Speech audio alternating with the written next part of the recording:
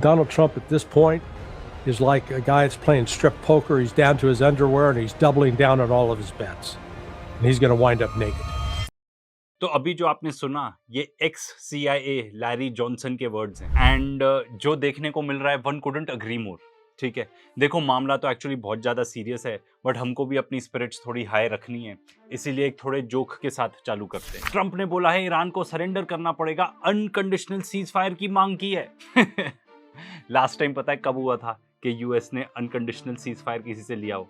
World war 2 में Japan के time पे। तब इतना लंबा वॉर चलने के बाद 2 न्यूक्लियर बॉम्ब फोड़े थे, तब जाके वो स्थिति आई थी। देखो बुड्ढा सटिया गया, कोई डाउट नहीं है। सबसे पहले तो उसने खुद ही रीच आउट किया था ईरान को जब उसने देख लिया कि भाई किस टाइप का रिस्पॉन्स है एंड बोला था कि भाई सीज फायर कर लेते हैं। ठीक है, या फिर ट्रंप ये कह रहा है हम तुम सबको मार देंगे, तुम्हारे बच्चों को मार देंगे, तुमको बॉम्ब कर देंगे आउट ऑफ एग्जिस्टेंस। ठीक है, यही उनकी स्ट्रैटेजी है, यही उनका प्लान है, उनका कोई ऑब्जेक्टिव नहीं है, वो सिर्फ बम बरसा रहे हैं, सिर्फ बम बरसा रहे हैं। अब मुझे आपको बताने की जरूरत नहीं है कि ये इजरायली प्लान है, वो फंस चुका है। तो सबसे पहले देखते हैं अमेरिका के लिए वॉर कैसी चल रही है। देखो ये है प्रूफ डैमेज का। यहाँ पे ये बता रहे हैं कि सैटेलाइट डेटा रिलीज ही नहीं करेंगे एंड रीजन क्या बताया जा रहा है कि हम सेफ्टी से कॉम्प्रोमाइज नहीं कर सकते नेटो की सेफ्टी के साथ। अरे भाई बात सिंपल है, आम जनता आप और हम जैसे लोग ना देख पाए कि कितना डैमेज हो चुका है, शहरों में कितना डैमेज हो चुका है। ठीक है, जहां जहां भी बॉम्बार्डमेंट हुई है उससे भी ज्यादा बेसिस कितने तबाह हो चुके हैं। चाइना, रशिया, ईरान, जिन जिन के पास भी सैटेलाइट्स हैं वो तो ये सब डेटा वैसे ही एक्सेस कर रहे हैं, रियल टाइम एक्सेस कर रहे हैं। ये तो सिर्फ इसलिए नहीं बताया जा रहा ताकि आपको और हमको ना पता चले। तो भाई सबसे पहले तो इनके जो रेडार है 5 बिलियन वर्थ ऑफ रेडार्स, जो बेसिकली इनकी आंखें थी, वो बहुत दूर से मिसाइल्स, एयरक्राफ्ट, ये सब चीज़ें ट्रैक कर सकते थे।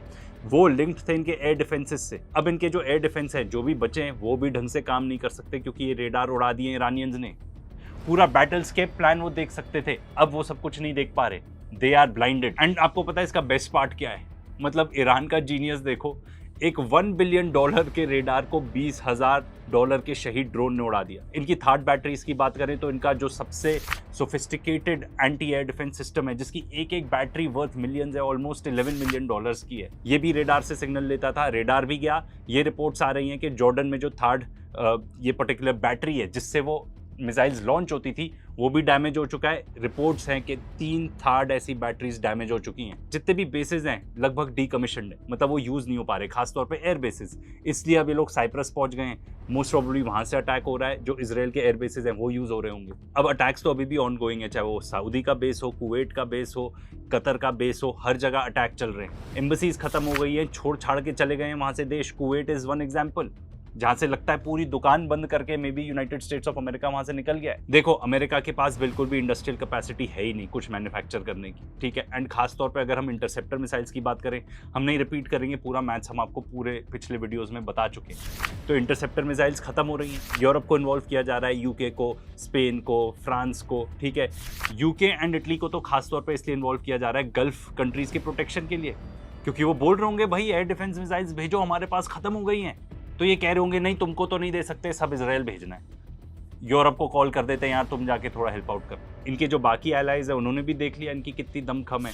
साउथ कोरिया से तो कंफर्म्ड रिपोर्ट्स आई हैं कि they are stripping them off, वहां से जो एयर डिफेंस सिस्टम है वो लेके इधर ला रहे हैं। 100% इजराइल ले जा रहे होंगे। ठीक है, या जापान में भी ऐसा होने वाला है। देखो ये हम बात कर रहे हैं डिफेंसिव मिसाइल्स की, कि जो इनकमिंग मिसाइल्स हैं उनको इंटरसेप्ट करने के लिए, ठीक है, जो हम वीडियोस देखते हैं कि नीचे से मिसाइल्स फायर कर रहे हैं, उनको इंटरसेप्ट करने के लिए ये एयर डिफेंस मिसाइल्स थी। अब तो ऐसा लगता है जो इनके पास प्रिसिजन गाइडेड बॉम्ब्स थे, टोमाहॉक मिसाइल्स मान लो, जो अभी तक यूज कर रहे थे, वो भी खत्म होने वाले हैं। मैं मजाक बिल्कुल नहीं कर रहा हूं, वो अब ग्रेविटी बॉम्ब्स यूज करेंगे। इसमें सबसे मेजर बात तो ये है कि जो टोमाहॉक मिसाइल्स हैं जो भी हैं, वो आप उसको स्टैंड ऑफ पोजीशन में, यानी कि यहां ईरान है, आप इधर से लेके फायर कर सकते हो।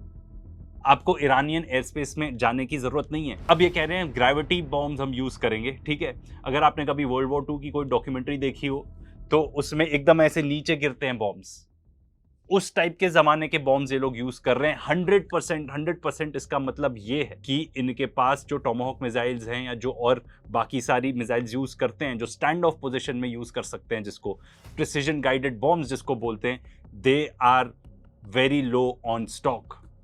100%, क्योंकि अब आपको ईरानियन एयर स्पेस के अंदर जाना पड़ेगा, तो आप अपने पायलट्स को, अपने एयरक्राफ्ट को एट रिस्क डाल रहे हो। मतलब इमेजिन यार, fancy F-35, F-18, F-16 jets and gravity bombs गिरा रहे हैं। ये है अमेरिका की हालत, ये है इन लोगों की प्लानिंग की बात करें तो अब कांग्रेस से जाके बोल रहे हैं भाई $50 बिलियन दे दो, वॉर लड़ना है। एंड अगर ये लोग इतना क्लेम कर रहे हैं कि हमने ये डिस्ट्रॉय कर दिया, मिसाइल लॉन्चर्स डिस्ट्रॉय कर दिए, ये वो, फोटो दिखाओ ना, प्रूफ दिखाओ। कुछ तो जो इनके वीडियो आए हैं मतलब मजाक बना के रख दिया है। डीकॉयज पे बम बरसा रहे हैं, एक पेंटिंग है एयरक्राफ्ट की, उसके ऊपर बम बरसा रहे हैं, हेलीकॉप्टर है उसकी पेंटिंग है, उसके ऊपर बम बरसा रहे हैं। इसीलिए जो वो बात कर रहे हैं लैरी जॉनसन के, ट्रंप नंगा हो गया है इसीलिए कर रहे हैं। अब देखो इजरायली प्लान है ये पूरा फुल फ्लेजेड, क्योंकि जिस तरीके से तेहरान को बॉम्बार्ड किया जा रहा है, ठीक है, जिस तरीके से पूरे ईरान में बॉम्बार्डमेंट चल रही है, प्रेसिडेंशियल पैलेस उड़ा दिया, रेजिडेंसेस उड़ा दिए, ठीक है, लोगों के वहाँ पे पार्क्स पे जाके लिटरली बॉम्बार्डमेंट हो रही है, पुलिस स्टेशन पर बॉम्बार्डमेंट हो रही है।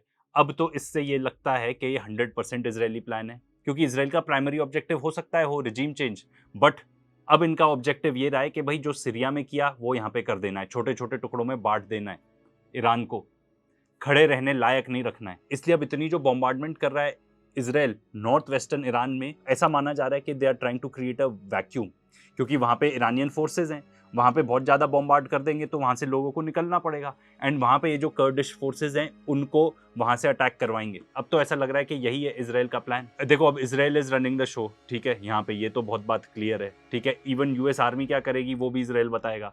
एंड इससे तो आपको तभी गेस कर लेना चाहिए था जब उन्होंने गर्ल्स स्कूल को बॉम्बार्ड किया जिसमें 160 बच्चियों की जान गई। Iraq like, Syria like situation create करने की कोशिश की जाएगी यहाँ पर, बट ये प्लान इतना आसान नहीं है, क्योंकि कर्ड्स को आपने इतनी बार धोखा दिया है। तो अब वो कह रहे हैं हम तो तभी इन्वॉल्व होंगे जब हमारे साथ यूएस ग्राउंड ट्रूप्स रहेंगे। साथ ही साथ टर्की इससे बहुत गुस्सा हो जाएगा, क्योंकि टर्की देखता है कर्ड्स को एज एन एग्जिस्टेंशियल थ्रेट, उनके लिए बहुत बड़ा खतरा हो जाएगा ये, अगर ये लोग पावरफुल हो जाएंगे तो in the region. And IRGC भी इन कर्ड्स को लगातार अटैक कर रहा है। अब भाई US troops on the ground आएंगे कि नहीं आएंगे? इट सीम्स के आएंगे। इट सीम्स प्लान ऑलरेडी है ग्राउंड इन्वेजन करने का। अब भाई सवाल ये उठता है क्या ये प्लान था कि नहीं? मुझे नहीं लगता ये प्लान था पहले, क्योंकि किसी को मोबिलाइज नहीं किया था इन लोगों ने, ठीक है। अब जाके कह रहे हैं कि ठीक है अब इनको मोबिलाइज करेंगे, इन लोगों को आर्म्स देंगे, तो क्या US troops on the ground आएंगे, उससे क्या फर्क पड़ेगा, वो बात करना बहुत जरूरी है। ये ग्रेग स्टोकर हैं, ये यूएस आर्मी में सर्व किए हैं, ये देखो ये क्या बता रहे हैं। It looks like a ground invasion of Iran is being planned for, and active duty military units are now getting deployment orders. The 82nd Airborne Division has been told to cancel training exercises and become deployable. Same with 3rd Special Forces Group, the 18th Corps Headquarters Command, and these GI crisis lines and conscientious objector lines are blowing up because deployment orders for a ton of other units are coming through. And I'm still waiting for confirmation if my old unit, the 75th Ranger Regiment, is getting stood up to Ready Force 1 to become globally deployable within 48 hours. So, yeah, this looks like, if it's not a bluff, all the things are going into place. Over the past 3 years, have pushed back against like sensationalism with National Guard deployments to West Asia and stuff. This is completely different. These are active duty combat units. So, yep, here we go. But अब इस चीज का क्या impact होगा? तो भाई जो असली एक्सपर्ट्स हैं उन्हीं की बात सुन लो। ये यूएस फोर्सेस में कर्नल रहे हैं लॉरेंस विल्किंसन, देखते हैं ये क्या बता रहे हैं। We don't have a capacity to mobilize, and you would have to, Nima, because we couldn't, even with the Army showing up. And at any given time, about 10 to 20% of the Army is non-deployable for whatever reason. Pregnancy, other reasons like that, they're non-deployable. So you might be able to put enough to last a week or two on the ground in Iran. That is if they didn't get decimated while they were landing. This isn't Desert Shield, Desert Storm. इससे ये समझ में आ रहा है कि America desperate है, कोई plan नहीं है, इतनी स्टूपिड सिचुएशन में इन्वॉल्व होने जा रहे हैं ये। मतलब आपने सुना ना उन्होंने क्या बोला कि अगर वो ग्राउंड ट्रूप्स ले भी आएंगे यहाँ पे तो ज्यादा से ज्यादा 1 या 2 हफ्ते सरवाइव करेंगे, क्योंकि ये प्रॉपर वॉर जोन है, ये इराक नहीं है। जब इराक में ये लोग मोबिलाइज करने वाले थे तो ऑलरेडी प्लान था कि ग्राउंड फोर्सेस भी अंदर जाएंगी, ये ऑलरेडी डिसाइडेड था। एंड उस टाइम पे ये अच्छे से मोबिलाइज कर पा रहे थे, ठीक है। ऐसा नहीं था कि एकदम फुल फ्लेजेड वॉर जोन था फ्रॉम डे 1 कि भाई, क्योंकि अमेरिका ने चालू करी थी ना लड़ाई, तो एकदम यूएस की आर्मी, इराकी आर्मी एकदम टो टू टो थे कि भाई लड़ाई होने वाली है अब, एंड अमेरिका ने हमला चालू किया। बट आज के डेट में जब ये जाएंगे तो जंग तो ऑलरेडी छिड़ी हुई है, things are blowing up everywhere, कहीं पोर्ट बॉम्ब हो रहे हैं, कहीं कुछ बॉम्ब हो रहा है। आप वहां पे पहुंचे नहीं कि बॉम्बार्डमेंट ऑलरेडी चालू हो जाएगी। ऑलरेडी इतना डाउट है कि भाई एक्चुअली कितने लोग मरे हैं। ये लोग कह रहे हैं सिर्फ 6 मरे। आई यू टेलिंग मी इतने सारे बेसिस जिन पे इतना ज्यादा अटैक हुआ है, ठीक है, इतनी सारी इमेजेस आई हैं कि बेसिस के बेसिस उड़ गए हैं, ठीक है। खासतौर पे ये देखो इमेज इराक के बेस की, किस तरीके से it has gone up in flames. जब ये गए एक्चुअली हिजबुल्लाह को अटैक करने, दुम दुबा के भाग के आए हैं, इनके हेलीकॉप्टर्स तक डैमेज हुए हैं। And you know the best part, वहां पे जो रेजिडेंट्स थे उन्होंने कवर फायर प्रोवाइड की अगेंस्ट द इजरायलीज। आप ये बता रहे हो कि सिर्फ 6 लोग मरे? अगर ग्राउंड इन्वेजन होता है, जो जितना भी एनालिसिस मैंने एक्सपर्ट्स का सुना है, एंड जो अभी आपने कर्नल की बात सुनी, कर्नल विल्करसन, ऐसा लगता है सुसाइडल होएगा इनके लिए। एंड मुझे कहना बिल्कुल नहीं अच्छा लगता, बट मुझे लगता है जब तक बहुत सारे बॉडी बैग्स नहीं पहुंचेंगे ना अमेरिका, तब तक शायद ये वॉर खत्म भी नहीं होगा। एंड गेस व्हाट, सबसे ज्यादा खतरे में अभी कौन है? मतलब किस देश पर एकदम सबसे ज्यादा एग्जिस्टेंशियल थ्रेट है? देखो ईरान पर तो है ही है, बट वो जिस तरीके से लड़ाई कर रहे हैं, एंड गिवन के देश इतना ज्यादा बड़ा है, जस्ट द साइज, एंड के वहां के लोग बहुत ज्यादा डिटर्मिन्ड है, नंबर ऑफ पीपल, ऐसा लगता है इजराइल सबसे ज्यादा खतरे में। एंड मैं कोई बायस के उससे नहीं बोल रहा हूं, वीडियोस देख लो किस तरीके के आ रहे हैं। टेल अवीव गाजा बनते जा रहा है, कहीं और अनकन्फर्म रिपोर्ट्स भी हैं, इसलिए मैं आपको कुछ प्रूफ नहीं दिखा पा रहा हूं, बट बता रहे हैं कि लोग इतने ज्यादा त्रस्त हो गए हैं कि वहां पे राइट्स टाइप की सिचुएशन होने लगी है इजराइल में। अगर आप ये पार्ट नहीं भी मानो कि ठीक है वहां पे राइट्स वाइट्स हो रहे हैं, ये इमेजिन करो, लोग फेडअप हैं, वहां पे बॉम्ब शेल्टर्स में रहना पड़ रहा है पूरे टाइम, वो भी आपके वॉर ऑफ चॉइस में। ऐसा नहीं है कि आप पर किसी ने अटैक किया, पूरे टाइम वहां रहना है, ना टॉयलेट है ना खाना है। लोग इस चीज के बारे में इतना ज्यादा कंप्लेन कर रहे हैं। एंड सबसे इंपॉर्टेंट बात, जो इजराइल का सपना इनको दिखाया गया था, इनको बेचा गया था सपना, ठीक है, इजराइल, ठीक है, एडिटर एक आध क्लिप दिखा दो, ये लड़कियां, ये वो बर्थ राइट ट्रिप में जो दिखाते हैं कि भाई सेक्स मिलेगा, ये वो, हमने उस टॉपिक पर तो वीडियोस भी बनाए हैं, वो सपना तो नहीं साकार होते हुए दिख रहा है यहाँ पे। एक और चीज ऐड कर लो इस पे कि 12 दिन की जब वो जंग हुई थी विद ईरान, तब भी कितने सारे लोग निकल गए थे, उसके वीडियोस है हमारे पास कि भाई शिप्स में ही निकल गए। कितना मजाक उड़ाया था लोगों ने कि भाई कॉलोनाइजर्स आए थे, अब कॉलोनाइजर्स वापस जा रहे हैं। Israel is getting pummelled. इसमें इंफॉर्मेशन नहीं आ रही, एकदम ही मीडिया ब्लैकआउट करा हुआ है इन्होंने। जॉर्ज गैलोवे देखो क्या बता रहे हैं। Israel is taking a bloody good hiding. But you don't know it. You don't know it for 2 reasons. First of all, anybody releasing a picture or video of the damage in Tel Aviv is immediately sentenced to 5 years in prison. And secondly, because the mass media, CNN, BBC, Sky News, have accepted Israeli censorship and are therefore not broadcasting the footage that they have taken over a Tel Aviv that now looks like Gaza. How do I know that? Because I've got friends in Tel Aviv. Sheinkin Street, Tel Aviv. Near Dizengoff Square, Tel Aviv. And they've been walking around, and it's they who tell me from their own mouth that Tel Aviv now looks like Gaza. How could it not? Because the air defenses over Tel Aviv are no longer operational. The Iranians are hitting at will with the most powerful ballistic missiles. 50 ballistic missiles hit Tel Aviv last evening alone. They're also lying to you about the number of American casualties. How can all these CIA bases, all these American embassies, all these foreign bases of the United States, how can they all have been hit and destroyed with only 4 dead Americans? I'm going to take a flyer, and it's this. There are approaching 1,000 dead Americans, and they can't be hidden forever. And भाई simple बात है, अगर आप किसी को jail में डाल दोगे एक वीडियो लेने के वजह से, तो कोई क्यों रिकॉर्ड करेगा ये सब? ऑपरेशन एपिक फ्यूरी ना एप्स्टीन फ्यूरी बन चुका है। इजरायलीज के बारे में अगर हम एक चीज जानते हैं तो वो ये जानते हैं कि they are one of the best at marketing. उन्होंने कितनी पूरी दुनिया को ऑलमोस्ट बेवकूफ बना के रखा था कि हम तो इतने अच्छे हैं। एंड मैं खुद उस प्रोपेगेंडा का विक्टिम रहा हूं, आई एडमिट इट ऑलवेज।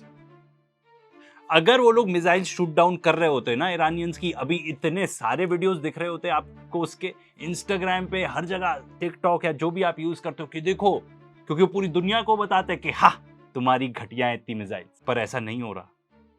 असलियत में जो भी वीडियोस आ रहे हैं दिख रहा है कि वहां पे बहुत ज्यादा डेवस्टेशन है। ये अल जजीरा से रिपोर्टेड है। वो ये बता रहे हैं कि जो इजरायली लोग हैं उनकी पेशेंस टेस्ट हो रही है। ये जो रूलिंग पार्टी है, जो कोalition बना हुआ है नेतन्याहू का, इसकी क्रेडिबिलिटी टेस्ट हो रही है। इन्होंने इतने लंबे चौड़े सपने दिखाए सबको कि ईरान को हरा देंगे, ये वो ग्रेटर इजराइल का सपना। लोग भी इतने ब्रेन वॉश्ड हैं, इसराइलीज सबसे ज्यादा ब्रेन वॉश्ड हैं पूरे दुनिया में। अब पूरी असलियत सामने आ रही है। ये जो ज़ायनिस्ट प्रोजेक्ट है ना, ये वायबल नहीं है, सस्टेनेबल नहीं है, क्योंकि कभी ना कभी आपको खामियाजा भुगतना पड़ेगा। लाइफ वहाँ बिल्कुल भी नॉर्मलाइज नहीं हुई है, बिल्कुल भी नहीं। आपको टाइम्स ऑफ इसराइल वगैरह इस पे चले जाओ, बताते ही नहीं है कहाँ अटैक हुआ है, कुछ खबर ही नहीं आती। क्योंकि अगर कुछ भी खबर देंगे तो आगे का बताना पड़ेगा ना, नुकसान कितना हुआ। एंड ये पूरी अल जजीरा की रिपोर्टिंग है, जिसको मैं आपको ट्रांसलेट करके बता रहा हूँ कि सायरन्स बजते रहते हैं थ्रू आउट। कोई लाइफ नहीं रह गई है वहाँ पे लोगों की। एंड सबसे बड़ी बात, ये लोग यहाँ के तो हैं नहीं, इन सबके पास ऑप्शन है। मेजरली लोगों के पास 2-2 पासपोर्ट हैं, जब मौका मिलेगा वहां से कट लेंगे। और ऊपर से ट्रम्प क्या कहता है, जो इजराइल का प्रेसिडेंट है उसको बोलता है नेतन्याहू को पार्डन कर दो। लोग इतना जूझ रहे हैं, लाइफ नहीं है लोगों की, ठीक है ना, और उसको कहते हो कि पार्डन कर दो। इस सब के वजह से इसराइल में बहुत ज़्यादा खराब माहौल बना हुआ है। कोई बड़ी बात नहीं है, इनफैक्ट हमने आपको बताया ही है कि इसराइल में सिविल वॉर हो सकता है। एंड मे बी ये जो चीज़ दूसरी जगह करने जा रहे हो, इन्हीं को खामियाजा उसका भुगतना पड़े। मे बी यहीं पे कहीं रेजीम चेंज टाइप ना हो जाए। मोस्ट प्रॉब्ली मुझे तो लगता है जब इनके शहर इतने ज़्यादा डिस्ट्रॉय हो चुके होंगे तो इकोनॉमी भी खत्म हो जाएगी, लोग नहीं रह पाएंगे वहाँ। आयरन डोम इनका मैल फंक्शन कर रहा है, ठीक है। वहां से जो भी थोड़ा बहुत भी सुनाई दे रहा है कैटास्ट्रोफिक है, कैटास्ट्रोफिक। ये वीडियो देखो, यहाँ पे एक इजरायली आर्मी का ही बंदा he lost it on Netanyahu, उसके पीछे पड़ गया कि भाई ये, उसको बोलने लगा कि भाई ये क्या कर रहे हो तुम, देश बर्बाद हो रहा है। खुद ही सुन लो।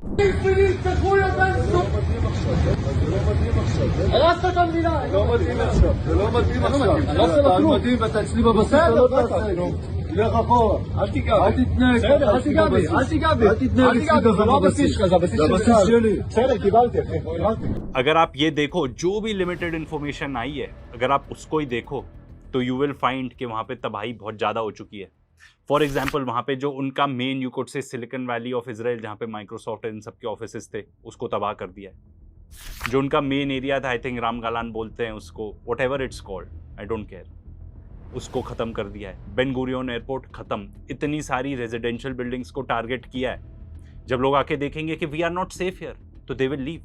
हाइफा पोर्ट, उनकी जो रिफाइनरीज हैं, हाइफा को तो कंटिन्यूसली हिजबुल्लाह बॉम्बार्ड कर रहा है। अभी जो इसकी खबर अभी नहीं आई है, एंड अगर मान लो ये होता है तो इसराइल बहुत ज़्यादा नुकसान खा लेगा। आई डोंट थिंक इस टाइप के अटैक्स वो सस्टेन कर पाएगा कि अगर नेवेटिम एयर बेस पर अटैक हो जाता है तो। एंड माई गेसेस कि जितने भी जगह से एयर डिफेंस स्ट्रिप करके ले जाए जा रहे हैं ना, यहाँ पे इजरायलीज को प्रोटेक्ट करने के लिए, मच मोर देन दी इजरायलीज को प्रोटेक्ट करने के लिए, उनके पास तो बॉम्ब शेल्टर्स हैं, जो उनके टैक्टिकल बेसेस हैं, जैसे कि नेवेटिम एयर बेस, उसको प्रोटेक्ट करने के लिए। आपने अपने चक्कर में इतने सारे लोगों को डिस्प्लेस करा दिया। तेहरान में कारपेट बॉम्बिंग हो रही है। एंड सबसे आयरॉनिकल बात तो ये है कि कारपेट बॉम्बिंग को नॉर्मलाइज ही इजरायलीज ने किया है। जिस तरीके से इन्होंने गाजा में जाके दहशत फैलाई है, जिस तरीके से कारपेट बॉम्ब किया है, बच्चों को भी, जहाँ जहाँ भी ये बॉम्ब करते हैं, people have somewhere to go to. Gaza में किसी के पास कहीं भी कोई जगह नहीं थी जाने की। अब जब इजरायलीज के ऊपर बम बरस रहे हैं तो ये भी कहीं इवैक्यूएट नहीं हो सकते। इसके बारे में सोचना। आपको इंडियन मीडिया में, वेस्टर्न मीडिया में कोई ढंग की इंफॉर्मेशन नहीं मिलेगी इस चीज़ के बारे में। अगर आपको और सब्सटेंस चाहिए कि इजराइल में क्या हालत है, तो कुछ इंडियन जर्नलिस्ट वहाँ से वापस आए हैं। इंस्टाग्राम में उनकी रील वगैरह भी मिल जाएगी, ठीक है। वो बता रहे हैं कि हालत इतनी बुरी है कि सायरन भी नहीं बचते। बंकर के अंदर, इनफैक्ट जहाँ पे मतलब जो बॉम्ब शेल्टर है उसके अंदर भी लोग मारे गए हैं।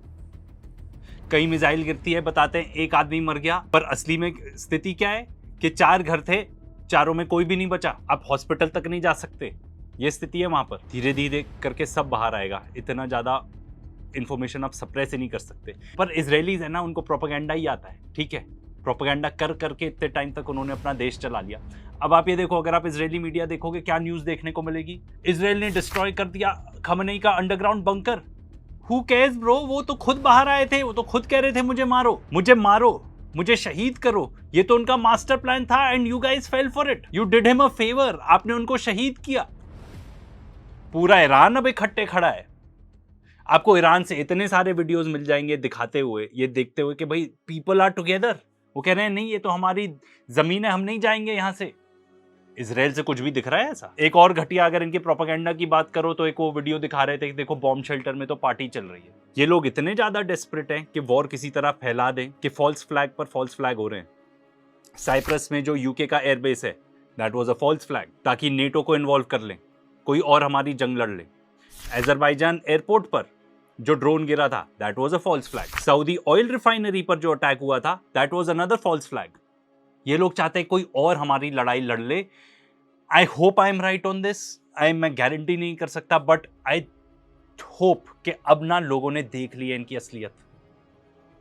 एंड अमेरिका में जब शहीद आएंगे ना वहां पर, then they will realise. And in fact America में तो ये बात चली रही है कि उनके वॉर के लिए हम क्यों शहीद हों। गल्फ कंट्रीज को देख लो, गल्फ कंट्रीज के अगेंस्ट ऐसा वॉर छेड़ा है ईरान ने, एंड इसके ऊपर मैं ऑलरेडी कमेंट्री दे चुका हूं कि भाई वेदर दिस वाज जस्टिफाइड और no, I think this was justified. Bahrain में सिविल अनरेस्ट है, वहां पे मेजॉरिटी ऑफ पॉपुलेशन शिया है, जिनके स्पिरिचुअल लीडर को अमेरिका और इजराइल ने मार दिया है। Now they are saying enough with these guys, हटाओ इनको। इसी तरीके से दोहा, दुबई, यहां पर भी अटैक हो रहे हैं, लोग वहां से निकलना चाह रहे हैं। इतनी सारी रील्स आ रही हैं लोगों की। I personally know of someone जो दुबई एयरपोर्ट पे था, उस बोर्डिंग द फ्लाइट मैसेज आता है बॉम्बार्डमेंट हो रही है। Of course not at the airport. ये इस टाइप की क्रेजी सिचुएशन है वहां पर। लोग वहां आना नहीं चाहते, लोग अपना वहां से पैसा निकाल के जाना चाहते हैं वहां से। फॉरगेट अबाउट के नया पैसा आएगा। एंड भाई सिंपल बात है, अगर ये लंबा चलता रहा तो कहीं बहरीन वाली हालत, इस टाइप की बगावत यहां पे ना हो जाए इन सब बाकी देशों में। एक बिलियनर है दुबई का, उसने एक ओपन लेटर लिखा है टू डोनाल्ड ट्रंप। उसने बोला है कि भाई तुमको किसने अथॉरिटी दी कि तुम इस पूरे रीजन को एक वॉर में धकेल लो? तुमको किसने परमिशन दी to turn our region into a battlefield? लोग त्रस्त हो गए हैं, मैं तो कहता हूं और लोग त्रस्त हो, जाके बेचेंगे लोग, यूएस बॉन्ड्स बेचेंगे। अभी रिसेंटली अगर आप देख लो तो यूएस बॉन्ड्स की जो यील्ड है वो बढ़ गई है। यील्ड मतलब लोग बेच रहे हैं, मतलब आपको हायर इंटरेस्ट रेट ऑफर करना पड़ेगा for people to buy these bonds. चलो थोड़ी अच्छी न्यूज भी देख ले। वो ये है कि ईरान के प्रेसिडेंट ने बोला है कि जो नेबरिंग कंट्रीज हैं they will not be targeted unless वहां से अटैक लॉन्च हो। तो भाई इसमें भी इजराइल फॉल्स फ्लैग कर सकता है। I believe behind the scenes बहुत ज्यादा नेगोशिएशन हुई होगी, and I hope Iran has made it clear to all of these sheikhs, and I hope के शेख भी अपना लेसन सीख चुके हैं। आपको यूएस बेस को कभी पनाह नहीं देनी है यहाँ पर। एंड अगर कोई इजरायली मोसाद एजेंट वगैरह भी घूम रहे हैं उनको भी बाहर निकालो। अब बात आते हैं इकोनॉमिक इम्पैक्ट की। कल के ऑयल प्राइसेस देखे, इतने सालों के बाद अब 90 तक पहुंच गया है ऑयल, $90 पर बैरल। लास्ट टाइम इतने ऊपर गया था was during the Russia Ukraine war, पर उस टाइम पे स्थिति अलग थी। उस टाइम पे तो लग रहा था Russian oil will get cut off, पर भाई ये तो ऑब्वियस सी बात थी ना कि ये जो रशिया से ऑयल है ये बाकी कंट्रीज बाय करेंगी। एक दिन में 12% ऊपर गया है ऑयल, एंड एक हफ्ते में 35.6%। इसका मतलब क्या हुआ? इसका मतलब हुआ ईरान की स्ट्रैटेजी वर्क कर रही है। अब वो चाहते हैं कि 150 तक जाए, 200 तक जाए, ताकि पूरी दुनिया को इकोनॉमिक पेन फील हो। अगर इंडिया की बात करें तो हमारी कितनी गैस वहां से आती है, यहाँ पे बोल दिया है कंपनीज को कि ज्यादा से ज्यादा प्रोडक्शन करो। अगर गेल की बात करें तो दे हैव ऑलरेडी डिसाइडेड कि भाई कौन से हमारे लिए क्रिटिकल सेक्टर्स हैं उनको गैस दी जाएगी। हम सबको इसके इफेक्ट्स फील होंगे। एंड भाई ये तो सोचो इंडिया में कितने सारे लोग हैं जो एक्चुअली कुकिंग गैस यूज करते हैं। स्ट्रेट ऑफ हॉर्मुज से जो भी वेसल्स निकलने की कोशिश कर रही है उनको अटैक किया जा रहा है। At some point of time people will stop trying. लोग नई कोशिश करेंगे और नई नुकसान झेलेंगे। एंड सबसे ज्यादा इफेक्ट इसका आएगा यूरोप को, और मजे कौन लेगा? अमेरिका लेगा एज ऑलवेज, क्योंकि कतर की कितनी गैस जाती थी यूरोप। अब यूरोप क्या करेगा? रशिया से गैस मांगेगा। यूएस कहेगा नहीं, उनसे नहीं खरीद सकते, मुझसे खरीदो, मैं तुमको महंगी महंगी गैस ला के देता हूं। इन्होंने जो रशिया के साथ किया ना, यूरोपियंस ने, अमेरिकन ने, बैकफायर कर गया पूरा। रशिया की, I don't want to use the word chandi, but sort of. अब कितने सारे देशों को गैस चाहिए? आप एशिया ले लो पूरा, कोरिया, जापान, इन सबको। चाइना तो ऑलरेडी लेता होगा, कहां से लेगा? रशिया से लेगा। इन सब लोगों को ऑयल भी चाहिए, कहां से लेगा? रशिया से लेगा। अगर स्ट्रेट ऑफ हॉर्मुज पूरी तरह बंद रहता है तो वैसे ईरानियंस ने बोला है कि basically they are trying to say हमारे फ्रेंडली कंट्रीज के लिए तो अलाउड है, बट वर्चुअली वहां से ट्रैफिक ऑफ वेसल्स बहुत ही कम है, हार्डली एनीथिंग। एंड इंडिया के लिए भी एक लेसन है कि भाई अपने एलाइज को एलाइज ही बना के रखो। अब इंडिया के पास गैस और पेट्रोल कहां से आएगा? रशिया से आएगा। We need to choose our allies carefully. And Europe के ऊपर तो पूरा बैकफायर कर गया। अब पता है पुतिन क्या कह रहे हैं? वो यूरोप को कह रहे हैं, क्योंकि अभी तक थोड़ी बहुत जाती होगी गैस वहाँ पे, हमारे पास ना और ज़्यादा, बेसिकली जैसे ही हम तुमको क्यों गैस दें, हमारे पास तो और बहुत सारे रिलायबल कस्टमर्स हैं, उनको देते हैं, सबको चाहिए गैस अब। एंड बेसिकली यूरोप के लिए तो एक लेसन है इस वॉर से, to stop being a colony of the United States of America. आप कॉलोनाइज्ड हैं यूरोपियंस, अगर आप रियलाइज करते हो या ना करते हो अलग बात है। एंड अब बात करें कि इजरायली यूएसए स्ट्रैटेजी क्या है, तो भाई इन लोग को सिर्फ डिस्ट्रक्शन आती है, सिर्फ तबाही मचाना आता है इन लोग को। उनकी पूरी स्ट्रैटेजी ये थी कि मिसाइल लॉन्चर्स को हम डिस्ट्रॉय करेंगे। अगर कर रहे हो तो फुटेज दिखाओ ना, आपने फुटेज तो कुछ और ही दिखाई है, डिकॉय के ऊपर बम फोड़ रहे हो। ईरान के मिसाइल लॉन्चर्स डीप अंडरग्राउंड हैं। ईरान इसकी तैयारी, इस वॉर की तैयारी 20 साल से कर रहा है, 20 साल से। तो अब ये लोग इनको मिसाइल लॉन्चर्स तो को डिस्ट्रॉय नहीं कर पा रहे, अगर कर रहे हैं तो हमको प्रूफ दिखाएं, कुछ नहीं है इनके पास, ये सिविलियंस को टारगेट कर रहे हैं। ईरान और लेबनान में दोनों जगह स्ट्रैटेजी है to target civilian infrastructure. Beirut जैसे शहर में जहां पे 5 लाख लोग रहते हैं, इवैक्यूएट करा रहे हैं, कारपेट बॉम्ब कर रहे हैं बेरूट को, ठीक है। वहां पर 217 लोग मारे जा चुके हैं इस पर्टिकुलर वॉर की वजह से। तेहरान की बात करें तो वहां पर भी कारपेट बॉम्बिंग चल रही है, 1300 से ज्यादा लोग मारे जा चुके हैं ईरान में। सबसे ज्यादा लॉस ऑफ ह्यूमन लाइफ इन्हीं 2 देशों में रहा है। ये जितने भी टारगेट बोल रहे हैं, पॉलिटिकल एंड मिलिट्री एस्टैब्लिशमेंट, वहाँ पे आई डोंट बिलीव कोई जो एस्टैब्लिश्ड हेडक्वार्टर है वहाँ पे लोग बैठे होंगे। आप तो बस फोड़ रहे हो, बिल्डिंग्स फोड़ रहे हो, क्योंकि आपको आता ही यही है। वहाँ पे रेजिडेंशियल एरियाज को टारगेट किया जा रहा है, तेहरान यूनिवर्सिटी, एयरपोर्ट्स, बच्चों के स्कूल्स को टारगेट किया जा रहा है। 1300 में से जो मरे हैं उसमें से 180 तो बच्चे हैं ईरान के अंदर। ये मैं चाहता हूँ कि आप ये वाली फुटेज देखो, इससे क्या फ़ायदा हो रहा है किसी को? आप जाके एक बच्चों के स्कूल को बॉम्बार्ड कर रहे हो। यही इनकी स्ट्रैटेजी है। इनकी स्ट्रैटेजी ये है कि ज़्यादा से ज़्यादा लोगों को मारो, बच्चों को मारो, ताकि वो सरेंडर कर लें। This is the dirtiest kind of war, and because ये इजराइल की स्ट्रैटेजी है ना, इसलिए। ये टेररिज्म की बात करते हैं कि ये टेररिस्ट, फलाना टेररिस्ट, स्कूल को बॉम्ब करना, हॉस्पिटल को बॉम्ब करना, अगर ये टेररिज्म नहीं है तो क्या है? ये लोग बात करते हैं कि रेडिकल इस्लाम, ठीक है, वहाँ पे तो लोग टेररिस्ट ही होते हैं, एंड फिर रेडिकल, कोई भी रिलीजन में रेडिकलिज्म नहीं होना चाहिए। आई एग्री विद दैट, कोई भी रिलीजन में रेडिकलिज्म नहीं होना चाहिए। शायद आपने ये न्यूज़ देखी हो, जितने भी यूएस के ट्रूप्स थे उनको पता है क्या बोला गया था, कि ये गॉड का डिवाइन प्लान है जो हम अभी एग्जीक्यूट करने जा रहे हैं। 200 ट्रूप्स ने इसके खिलाफ कंप्लेंट भी फाइल करी है। ये जिहाद नहीं है तो क्या है? ये रेडिकलिज्म नहीं है तो क्या है? एंड अगर रेडिकलिज्म की बात करें तो सबसे ज़्यादा एक्सट्रीम रेडिकल लोग इस दुनिया में इजरायलीज ही हैं। एंड ये रेडिकल ज़ायनिस्ट इजरायलीज यही हैं जिन्होंने हम सबको इस स्थिति में डाला है।